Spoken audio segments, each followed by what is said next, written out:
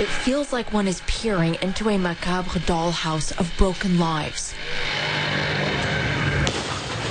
Bits of concrete tumble down as people try to clean up or salvage what they can amid the horrors that they can't escape. 5 of his relatives were killed in that building. There were 3 children among them. Images like this are familiar a year ago from the siege of Aleppo.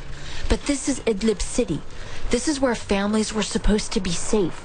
This was meant to be a refuge, one of the last remaining ones, part of a so-called de-escalation zone that lately has become anything but.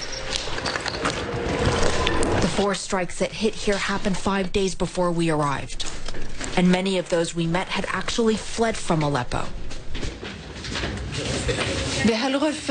So lucky they were in that back room.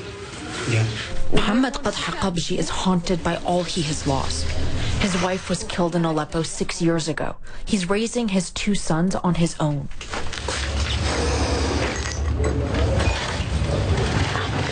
We ask where the boys are now, and his eyes fill with tears. We fled from Aleppo to get here, he tells us, whispering, choking on his words.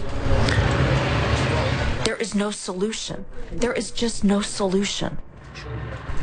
The boys were both studying for exams when the bombs shook the building, sucked the air out of the room, and everything went pitch black. They were screaming, "Daddy, Daddy," Muhammad remembers. He couldn't find them right away. When the kids were younger, back during happier times. What childhood, he laments. What childhood? Children have lost everything in life. We head south, where some towns already feel deserted. In Ma'arat and Nu'man, closer to the front lines of the fighting, children rummage through the aftermath of bombs to look for plastic to sell. We do get scared. We hide from the bombs, they say. The Syrian regime and its foreign backers' latest push seems aimed at eliminating, or at the very least suffocating, the last major rebel stronghold. Hundreds of thousands of people have been on the move the last few weeks, many fleeing ahead of what they know is coming, or as soon as the first strikes hit.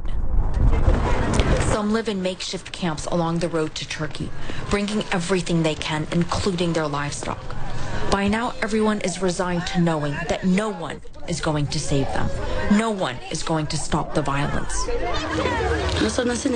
Ghada and her family were initially in ISIS territory over a year ago. As they were fleeing, there was an explosion. Her daughter, Sarsabil, almost lost her leg. I don't like to remember, the 7-year-old tells us. They thought they would be safe, but then the regime and the Russians started bombing. And 4 days ago, they arrived here. Turkish aid organizations are building new and expanding old camps in Syria right up against their border. Abdel Karim Muhammad's youngest was born in the camp the day they arrived.